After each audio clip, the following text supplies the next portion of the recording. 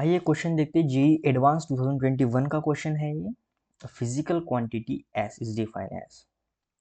सो एक सिंपल सी physical quantity की फार्मूला हमें गिवन है। S vector is equals to vector E cross vector B, यानी electric field, magnetic field upon permeability in free space. ठीक है। सो हमें फाइंड करना है एस का डायमेंशन क्या होगा। ठीक है। और मल्टीपल चॉइस क्वेश्चन है, I mean multiple selected question है, एमएसक्यू है, तो 2 या 3 क्वेश्चन सही हो सकते हैं। तो देखते हैं। तो स्टेप बाय स्टेप हम क्या करेंगे, सबसे पहले हम ई को फाइंड करेंगे, फिर बी को फाइंड करेंगे, और फिर परमेबिलिटी को भी फाइंड करेंगे, और उसके बाद हम इसका एक डायमेंशन रेडी करेंगे। ठीक है। तो सबसे पहले इलेक्ट्रिक फील्ड का जो फार्मूला होता है वो होता है फोर्स पर यूनिट चार्ज। ठीक है ना। फोर्स का डायमेंशन कितना होगा, 1 in mass, 1 in length, -2 in time. और चार्ज का डायमेंशन क्या होता है, 1 in ampere and 1 in time. ठीक है ना। अगर चार्ज का नहीं पता हो तो जो करंट होता है चार्ज पर यूनिट टाइम। सो यहाँ से Q इज इक्वल टू हो जाएगा I into T. So I का डायमेंशन 1 यानी एम्पियर, 1 इन एम्पियर, T का डायमेंशन 1 इन टी। ठीक है। अब इसे इक्वेलेट करते हैं हम, तो यह आ जाएगा 1 in mass, 1 in length, -3 in time, -1 in ampere. ठीक है। यह हुआ हमारा इलेक्ट्रिक फील्ड का डायमेंशन। उसी तरह हम बी का डायमेंशन निकालेंगे। उसका फार्मूला होता है बी इंटू सी। ठीक है। Electric field is equals to magnetic field into speed of light. इसे कॉलम ना समझे, ये क्या है, स्पीड ऑफ लाइट। सो यहाँ से बी का फार्मूला जनरेट हो जाएगा ई बाई सी। ठीक है। सो इलेक्ट्रिक फील्ड का डायमेंशन हमने ऊपर ही निकाला है। सो 1 in length, 1 in I mean 1 in mass, 1 in length, -3 in time, -1 in ampere, और सी यानी स्पीड ऑफ लाइट, यानी वेलोसिटी का जो डायमेंशन होगा वही सी का भी होगा। सो 1 इन लेंथ, -1 इन टाइम। सो ऐसे लेंथ से लेंथ कट जाएगा, ये हो जाएगा 1 इन मास। इसे हम नीचे लिख लेते हैं ताकि जगह बच जाए। सो लेंथ से लेंथ काटने के बाद सो बी इज इक्वल टू आ जाएगा 1 in mass, -2 in time, -1 in ampere. तो ये बी का डायमेंशन। अब हमें फाइंड करना है परमेबिलिटी ऑफ फ्री स्पेस का डायमेंशन। ठीक है। सो इसे थोड़ा सा छोटा कर लेते हैं हम ताकि जगह बच जाए। ओके।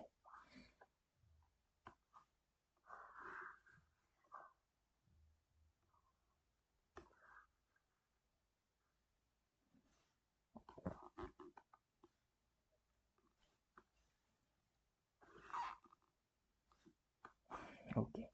सो हमें चाहिए परमेबिलिटी इन फ्री स्पेस। तो देखिए फार्मूला होता है सी यानी speed of light is equals to 1 upon under root mu naught and epsilon naught. So अगर मुझे इप्सिलॉन नॉट पता चल जाए उसका डायमेंशन क्या होता है, तो मैं इजीली म्यू नॉट का निकाल सकता हूँ, क्योंकि सी यानी स्पीड ऑफ लाइट का मुझे पता ही है। सो उसके लिए हमें फोर्स इज इक्वल्स टू एक फार्मूला पता है जो इलेक्ट्रोस्टैटिक फील्ड में हमने बहुत बार यूज किया है, 1/4πε0 Q1 Q2 upon are square. तो अगर मुझे इप्सिलॉन नॉट का डायमेंशन चाहिए तो ये हो जाएगा Q1 Q2 upon 4π F into R square. अब 4π तो यूनिटलेस क्वांटिटी, इसका कोई डायमेंशन होता नहीं है। Q1 Q2 का डायमेंशन क्या होगा, दोनों को मिला के ए स्क्वायर टी स्क्वायर। ठीक है ना। अभी हमने यहाँ पे देखा है 4π का कुछ डायमेंशन होगा, फोर्स का कितना हो जाएगा, 1 in mass, 1 in length, -2 in time, -2 in time, और R is the length between two charges, तो ये भी एल स्क्वायर हो जाएगा। सो हो जाएगा -1 in mass, -3 in length, 4 in time, 2 in ampere. तो हो जाएगा एप्सिलॉन नॉट। पर हमें क्या चाहिए, परमेबिलिटी चाहिए। ठीक है। So therefore C square is equal to taking square on both side, तो ये आ जाएगा 1 upon mu naught epsilon naught, हमें चाहिए म्यू नॉट, तो आ जाएगा 1 upon C square epsilon naught. ठीक है, सो 1 अपॉन, अब सी स्क्वायर का क्या होगा dimension, 2 in length minus 2 in time, और एप्सिलॉन नॉट क्या हो जाएगा -1 in mass -3 in length 4 in time 2 in ampere. इसे अरेंज कर देते हैं, तो ये आ जाएगा -1 इन लेंथ, ठीक है ना, फिर आ जाएगा -2 इन टाइम,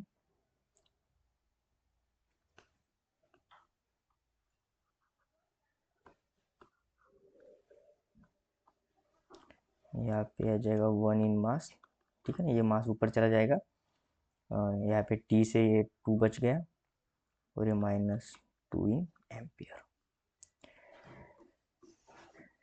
ठीक है, सो हमारे पास देखिए अब इलेक्ट्रिक फील्ड का भी डायमेंशन आ गया 1 नंबर, ये बी, और ये भी आ गया हमारे पास 3। अब तीनों को मिला के हम ये फार्मूला में पुट करेंगे, उसकी वैल्यूज फाइंड करेंगे। तो ये हम नेक्स्ट स्लाइड में देखते हैं। ठीक है,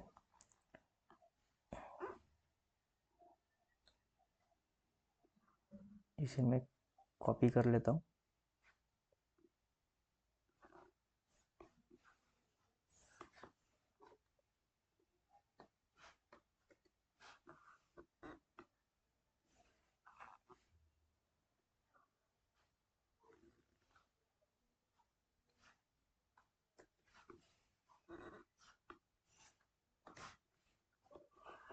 ठीक है, तो ये रहा हमारा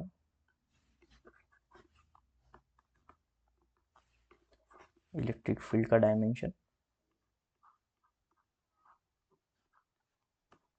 इसी तरह मैग्नेटिक फील्ड का भी हम कॉपी कर लेंगे।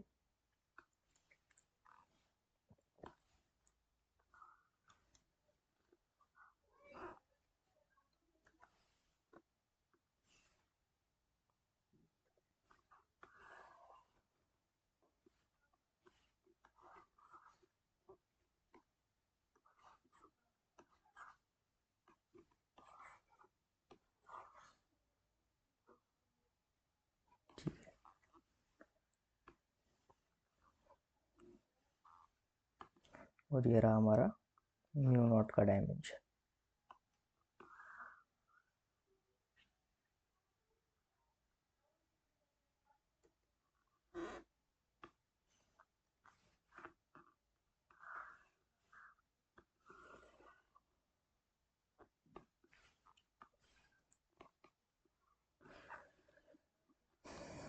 अब हमें इसे क्या करना है, फार्मूला में पुट करना है। तो फार्मूला क्या है, cross B upon mu not.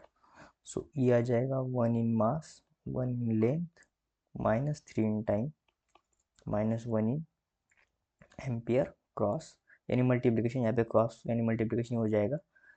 B का डायमेंशन होता है 1 in mass -2 in time -1 in ampere, और जो म्यू नॉट है उसका आ जाएगा 1 in mass -1 in length -2 in time -2 in ampere. तो देखिए 1 एम्पियर, यहाँ पे 2 ये कट जाएगा, फिर -2 टाइम कट जाएगा, फिर 1 मास कट जाएगा।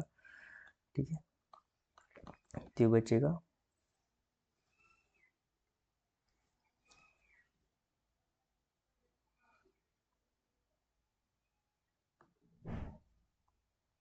1 in mass 2 in length -3 in time.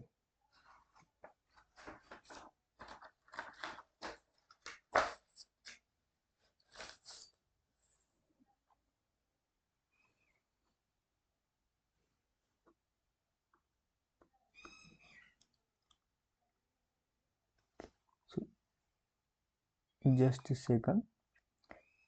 ठीक है, तो यहाँ पे ये माइनस नहीं होगा, क्योंकि यहाँ पे देखिए ना -EL2 और EL-3, तो -1 नीचे और ऊपर जाएगा तो एक ही एल बचेगा। ठीक है, तो यहाँ पर भी हमें क्या करना है, इसे ये नहीं होगा। ओके, सो यहाँ पे ये एल और ये एल भी इजीली कट जाएगा। ठीक है, सो यहाँ पे सिर्फ बचेगा 1 in mass and -3 in time. अब हमें ऑप्शन को टैली करना है कि कौन सा ऑप्शन यहाँ से सही होगा। तो देखिए, एनर्जी पर चार्ज इनटू करंट। ठीक है, एनर्जी पर चार्ज इनटू करंट। अब ये तो नहीं हो सकता क्योंकि नीचे करंट का कोई ऑप्शन है नहीं, और ऊपर करंट अगर मुझे सिर्फ, ठीक है, अगर मुझे सिर्फ 1 इन मास और -3 इन टाइम चाहिए, तो नीचे करंट भी कैंसिल होना चाहिए। तो एनर्जी के पास ऐसी कोई वैल्यू नहीं है कि करंट को कैंसिल करे। ठीक है, similarly energy per unit volume ये भी नहीं हो सकता। ठीक है, क्योंकि वॉल्यूम एल की वजह अगर एनर्जी के पास 2 ही एल होते तो मास तो इसमें आएगा ही आएगा, यानी एल तो आएगा ही आएगा। ठीक है, -L तो आएगा, वो भी नहीं हो सकता। इन दोनों में कन्फ्यूजन लग रहा है, तो इन्हें हम सॉल्व करेंगे। ठीक है,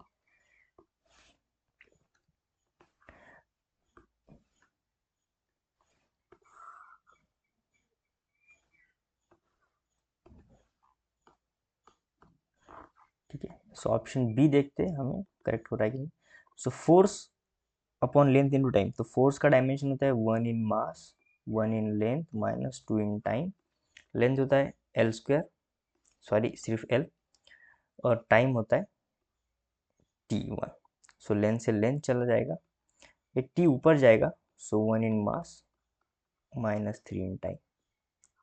ठीक है, सो ऑप्शन हमें कौन सा सही लग रहा है यहाँ पे, ऑप्शन बी भी हमें सही लग रहा है। पर ये MSQ है। ठीक है, सो हमें और भी ऑप्शन चेक करने होंगे, यानी जो ऑप्शन डी है, पावर। पावर का डायमेंशन क्या होता है, पावर होता है वर्क पर यूनिट टाइम। ठीक है, वर्क पर यूनिट टाइम, और यहाँ पे एरिया। सो वर्क का होता है एनर्जी की जितना ही होगा वर्क का, 1 in mass, 2 in length, -2 in time, यानी जो एनर्जी का डायमेंशन होता है वही वर्क का डायमेंशन होता है, टाइम और एरिया यानी L square. So L square से एल स्क्वायर चला गया, ये इतना बचा, जो कि यहाँ से क्या हो रहा है, इक्वल दिखा रहा है। सो ऑप्शन डी भी हमारा सही होगा।